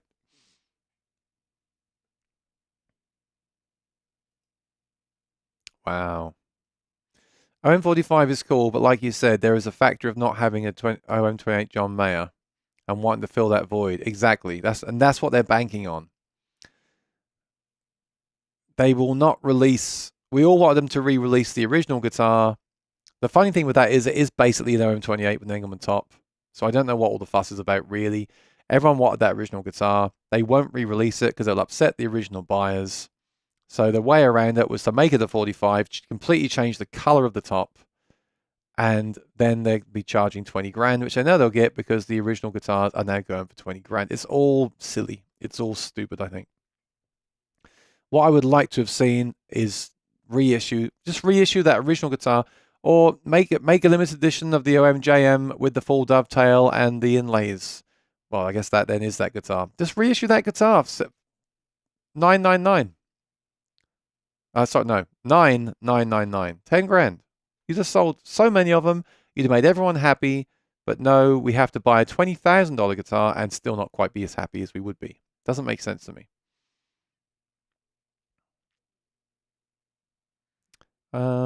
I have a love-hate with signature guitars. I think it's cool to own that a signature, but it feels weird to go out and play music on someone else's guitar. I feel the same. Although they say the Les Paul is the original signature guitar, right? But I feel the same. You know, I wouldn't not play a signature item. And there's some items that you kind of have to get that are signature. Like I had a Diesel Special Maiden. That was the Diesel, the artist. And there was no way to get that guitar, anything like that guitar, without getting it. So I didn't mind that. I just think a $20,000 gray Martin is a different level of artist guitar, especially if that's not what you really want. Because I'm not going to buy that and put a pickup in it and gig it. I'm going to buy that and play it on Sunday afternoons, right, with gloves on. That's the difference. It's not giving me something that I'm actually going to use. Like the Fender John Mayer Strat, that was great. You buy that, you go out and play it. That's fine. But I just think this is too much of a showpiece in a way, and the price reflects that. I had an OM42 and sold it this week. Wow, it was great. Just the nut width is far out. Yes, but there we go again. One of the reasons I sold the original OM28 John Mayer is that I wanted the wider nut width. That was one of the reasons. I wanted the wider nut width, and I didn't want to have such an expensive guitar. Now, ironically, now the OM42 is the same price as what I sold that for, but that's inflation, and we can't really talk like that. But if you want a narrow nut, I totally get it. But that's the thing. I didn't want that. You should have messaged me because I've got the custom shop John Mayer, which I would have switched with that. Oh well, too late now. And you're from New York City too. Okay, cool. Bought it first OMJM from Rudy's. My first gripe was like, I don't like someone else's name. Exactly. I think we all get that. I think sometimes it's worth it if that's exactly what you want. But it has to be exactly what you want. Like I've had a Tommy Emmanuel guitar before, but that was because he was playing out and it was built for playing out and I wanted to play out. So I didn't care about the fact it was his. I think the difference is for me to buy a $20,000 grey guitar that I don't like the look of and I don't like the nut width and I don't want to put a pickup in it. So therefore I'm not going to play it at my gigs. Like everything's just ticking the wrong boxes, right? Yeah, the CEO 10 is the sleeper. As was the colorways that no one bought. I told loads of people about the Koa Mayer basic. There wasn't the signature, but it's the guitar that he plays, and that sat on the website for a few months, and then it sold. Why didn't people buy that? But they're all jumping on these 45s. Doesn't make sense. And Engelmann Spruce versus Sitka. I don't know. Oh, versus Well, you know, even. Oh, yeah. Okay. Sorry, misread it. European spruce versus Engelmann spruce. Exactly. Can anyone really tell the difference? No, they can't. It's all silly. CEO9 is the mango wood. Yes, but they're talking about the CEO10 guitar, which is a great value. In one of your weekly videos, will you eventually do the mic'd acoustic through a modeler along with the pickup blend? Probably not. That's not something that I would ever do. I wouldn't use that live because of feedback. And here's the thing about the Tone Master Pro. I sing as well. So that wouldn't, I would rather use the Quad Cortex to do that. And I have done that in the past because the Quad Cortex has the 2 mic inputs and the 2 line inputs. So I could have the direct pickup, the mic for the voice and the mic for the guitar. The problem then is you might get phasing issues as well. So I don't think that's something that I really want to do. I mentioned it in my video yesterday or today because you can do it. Doesn't necessarily mean that I'd want to do it. I could try it, but I could try at some point, but it's not really a thing that I like to do. I would rather just have a great pickup in a guitar like the Cole Clark and go direct, or just mic the guitar in the first place. But yeah, never say never. Do you feel some guitars need pickups or bags installed? As some guitars sound better without the hope. Hopes make sense. As I have a 4055. Are you saying that? Well, I'll tell you this: the minute you install a pickup in a guitar, you devalue it. Now, you don't devalue it to me or people that want to plug in. You devalue it on the used market because people will use that against you. Oh my God! You put a pickup in there? Well, I mean, okay, I'll still buy it, but I'm giving you $1,000 less. You've devalued that guitar. What they're really saying is, I'm probably going to use that pickup, but I'm going to tell you I'll give you $1,000 less for the guitar.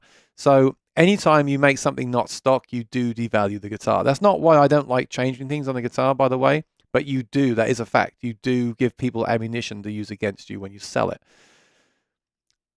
You know what I'm doing lately, and I recommend it to many people now. If you've got an amazing acoustic guitar that you just absolutely love as it is, just keep it that way. Keep it as an acoustic guitar. Don't do anything to it. Just enjoy it for what it is and what it was made to do. If you want to go out and play open mics, I'm not saying to go and buy a cheap guitar with a crappy pickup to go out and play it. I'm saying if you can afford it, if you can make it work, get a very good stage guitar. Even those new Fenders that just came out, they look like they're good sort of stage guitars. Get something to plug in. Get a Mate and get a Cole Clark. Get another Martin and put a LR Baggs Anthem in it. Get something. If you really want to play out and take that seriously, save up and get the tool for that job. Do not, I repeat, do not glue a K&K or drill into your D45. Because if you decide you didn't want to do that, you can never undo it. And I know it doesn't really matter, but it will devalue the guitar. Now, some people will say, I don't care, I want to gig my D45 and I'm going to put a pickup in it. That's fine if you're 100% sure, but you're not sure because you're asking me on the live stream. So don't do it. Find a great stage guitar and have a great acoustic and a great stage guitar. That they're not easily done, they're not easily crossed over. We're still getting there. I hope one day we will get there, but I don't think we're there yet. So if you've got an OM42, a D45, a custom shop, don't do anything yet if you're not sure. Don't do anything. Leave it as it is, enjoy it for what it is, and then find another guitar if you can afford it to play plugged in, and find something that sounds really great plugged in. Maybe even something with controls in it. You don't want to put controls in your D45. I know that. So just wait until you're certain. My favorite Martin I've ever owned is my OMJM. Wow, okay. It's the best guitar for me, but that gives me enough anxiety taking that to gig. Can't imagine 20K. Exactly. So I don't feel that way. I've never played an OMJM that I think sounds as good as like a OM28. But the new limited edition one that I have that I'm going to make a video on tonight does sound really good. Does it sound as good as the custom shop? It sounds much closer than the previous ones. But that's not, I don't believe there's some magic dust in these new guitars. The wood on this particular guitar, the build of it is very good, very clean. It sounds very good. I would still prefer the wider nut, really. I'd still prefer a different pickup system. And I'm not going to spend $4,000 to have a guitar that isn't exactly what I want And I also, the gray thing, some people love the gray top, the platinum top. But if you don't, then you're always going to want the natural top, right? So it's going to be a problem. But I'm glad you like it, of course. No way, dude. I just called.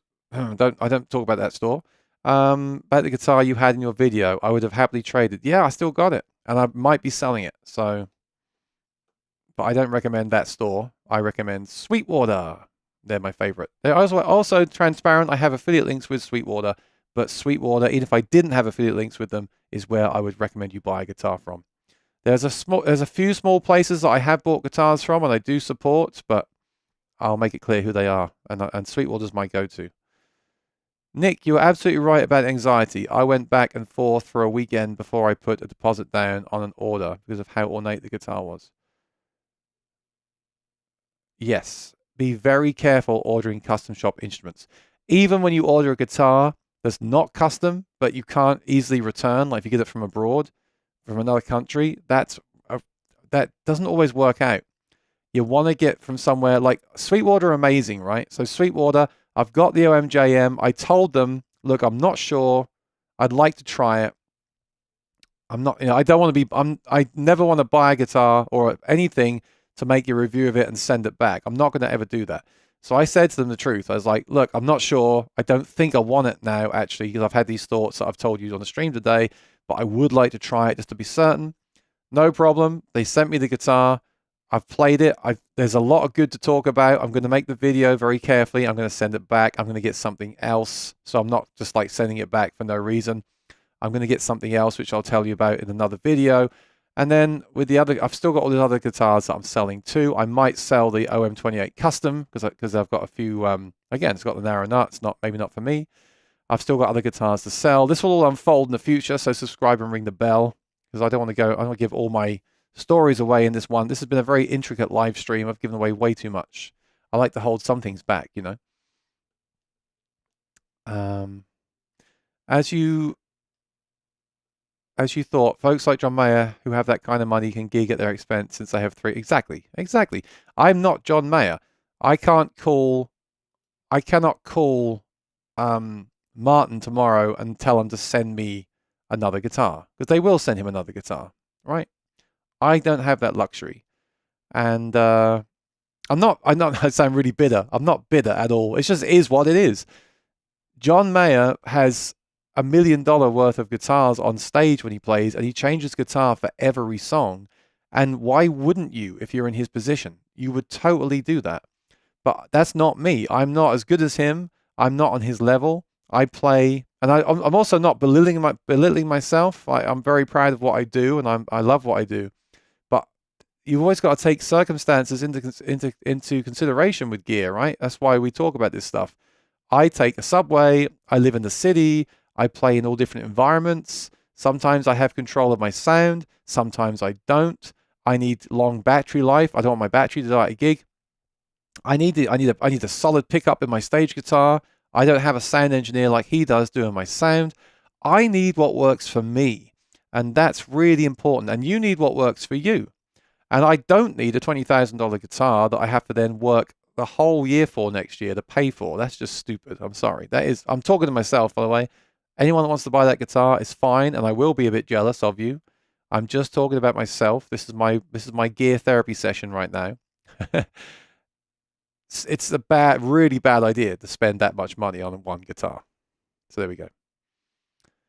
Sales engineer at Sweetwater is Max. Dude is great. They're all great there. They're good people. You know what? I've had problems with Sweetwater in the past, but they've always talked it through with me and been very respectful, and we've figured it out. And I can't say that for all dealers in America. That's all I'll say about that. I totally support your decision. And if you ever buy something where you don't work with your sales engineer, like if you ever buy anything where you can't get a discount knowingly from your sales engineer, click my link and buy it with my link, and it helps me make these videos. I appreciate it. Someone bought something yesterday. I got like $13. It was great because I need to pay for my time, right? So I really appreciate that. I always say this, with some items, you will get a discount when you call Sweetwater. So please don't use my link. Call them, get yourself a discount. If it's a brand new pedal and you know you won't get a discount on it, or it says on the site they don't do discounts, then please order through the site and click my link and make your order. I'd appreciate it. Yes, I saw that too. PRS currently have discounts. You see, everyone that waited is now getting a discount. You can get a Silver Sky discounted. And I saw a site where I have like $250 in credit, and I was going to get one. And I thought to myself again, I don't want his signature. Not that I don't want his signature. I don't want a Silver Sky. I like my Sir. It's going to sit on the shelf. It's a great deal. I'm not going to buy it.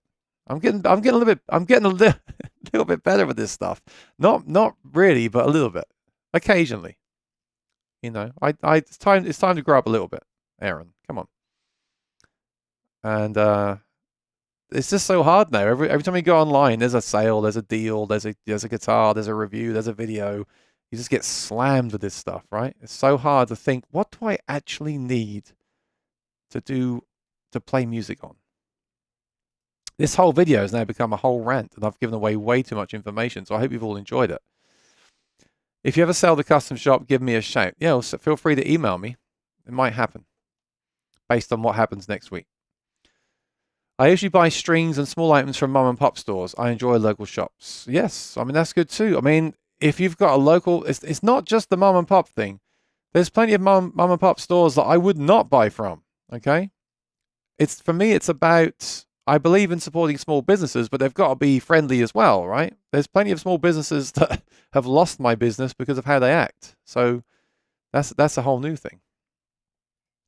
Todd, do me a favor, let me know what happens. And like I said, if you want to do a longer conversation, you can hire me for an hour to talk through it with you. What I told you, I think will be good. Think about it. Don't make any quick decisions. Watch my videos and really think about it. But I think you'll be good going that route. And like I said, you can easily pull that out next year and change it for the newer version if it comes out, because it's using tape and not glue. Be very careful with gluing things in. Glue can be removed from inside the guitar without causing damage, but not always. So be careful. I called Martin and said, hey, send me another guitar. I'm still waiting. Exactly. They probably put the phone down on you. Same thought process here. I'm with you. Sometimes I'm amazed at the lifestyle. You cannot own a car or have the ability to get around with limited need for a car. Here in Texas, we drive all the time. I think my life would be better if I did live in Texas, honestly. And I do have access to a car, by the way, but I don't always have the car, and I do need to have that option of going on the subway. And some of the venues do have the systems there as well. It's all different. And then there's Uber. Like, I take cabs a lot, but they're getting really expensive now, so you do spend a lot of your money on the cab. Let's face it, it'd be a lot easier for me if I did live in Texas and and had my own car and went to all of my gigs all the time in a car. It would be a lot easier. I wouldn't need to think about size and weight and all that portability, would I? I would just take the same stuff. I'd leave it in the car, in the garage, and just take the same stuff every time. That makes my life more difficult. But it is kind of cool when you live in a city that you can take transport to a gig as well. I like my Made in Mexico Player roasted neck seafoam green strap more than the PRS SE drop. Well, there you go. So play that. I'm going to make a video on relics and signature models. I don't hate either of them, but I also don't love either of them for obvious reasons. What I think is an artist model, it's not enough, right? Just because your favorite artist is Hank Marvin and the guitar says Hank Marvin, that's not enough reason to buy it. If it completely suits everything you do because you happen to be the same player as Hank Marvin, then it's worth getting. But to buy it just because you think you'll be more like Hank Marvin, that doesn't make any sense. I own so many guitars, mostly electric, but my new rule is I'm only going to buy new guitars if I play them live. That's a good one. I'm going to get, I don't mind having a guitar that I don't play live, because once you start gigging a guitar, it's going to get, knocked up. I don't mind having a guitar that I play at home and a guitar that I play live, like both for acoustic and electric. And that's kind of my aim with everything going forward. But at the same time, my fear is that the guitar I have for home, I won't play, because all I really do is play live. So I don't even need the guitar at home. Right? It's a way of justifying, like, oh, I need a guitar. I need a guitar at home with no pickup in it for recording. Well, I don't record, so why have I got that? Wait till I record and then get that guitar when I start recording an album. But I'm not doing that. I'm playing live. So what I need is just a guitar that works live 100% of the time and inspires me to play live, right? And I found that in the Cole Clarks and the anthems and all those things. All right, yes, Rex, you're right. It's time to wrap this up. It's been a 2-hour show. It's been a long one, and I've got to go and do my other video. So I must go. This is the worst week I could have gone long. I need to do the other video. But really happy I've had 33 people here the whole time. I haven't bored you to death, which is awesome. Let's do the usual rundown. If you're new here, please subscribe and ring the bell. Almost at my next milestone, so please share this with any friends that do like this kind of stuff. I'm about 150 away from 16K, which will be awesome. Please keep watching the videos and commenting. I want to get 1,000 views per video. It really helps me in the grand scheme of things. Please use all the affiliate links below. I've got Reverb, Amazon, and Sweetwater. If you can, I appreciate it. It's just a way for me to fund this time and this stuff. If you want to book the private consultation about anything with gear, then give me a shout. Again, just a good way for me to bring in some money to pay for the time to do all this. But don't get me wrong, I love doing this, or otherwise I wouldn't do it. And that's where it comes from. And it's so interesting to have these conversations and these rants that I wouldn't have normally had. I love it, especially the live streams. They're really cool. Really, really cool. All right. So thanks everyone for watching. Just get these last few comments. No, it's fine. I mean, that's the thing. If you're willing to come here on a Monday and give up your time and sit through the stream, you deserve to hear a few things that are coming up as far as I'm concerned, right? And that's why I do it. This is the warts and all. This is not saying the other stuff is contrived or fake, but this is where you get all the immediate information because it's live. Your guitars won't get knocked up if you wear well, how about the thing that Elvis used to use, the guitar sleeve? And then the guitar sounds like absolute poo. Oh, sorry, Ninja. Didn't mean, I wasn't, but no offense meant. I was trying not to swear on this show. So that's the word that I chose. So now I offended Poo Ninja. But I think he's gone, so we're good. All right, thanks, BMO. Thanks, everyone, for watching. Check out today's video if you haven't already. Check out the videos I mentioned. If you're looking for the wireless system, go and check out that video. Click on my link to Sweetwater. Click on all my videos. I'll see you next Monday. And if not before, but no, actually you will. You'll see a video tonight on a very cool guitar, possibly tomorrow morning. Please watch that video and comment on it. And then I'll let you know next week what happened when I sent that back. And also with the guitars that I've been selling as well. I'll let you know about that stuff next week if you're so inclined to find out. Maybe you like hearing about my trials and tribulations on gear. Maybe you don't. Maybe it just gives you more gas. I don't know. We'll find out.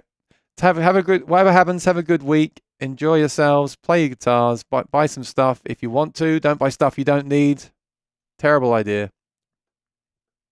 Thank you so much, Rosanna, for moderating. As always, giving up your time to sit and listen to my whole rants and kick out the trolls. Appreciate it. Cheers, Chris. And thank you, Lee, as well, for moderating. See you real soon. Take care and be well. Bye-bye.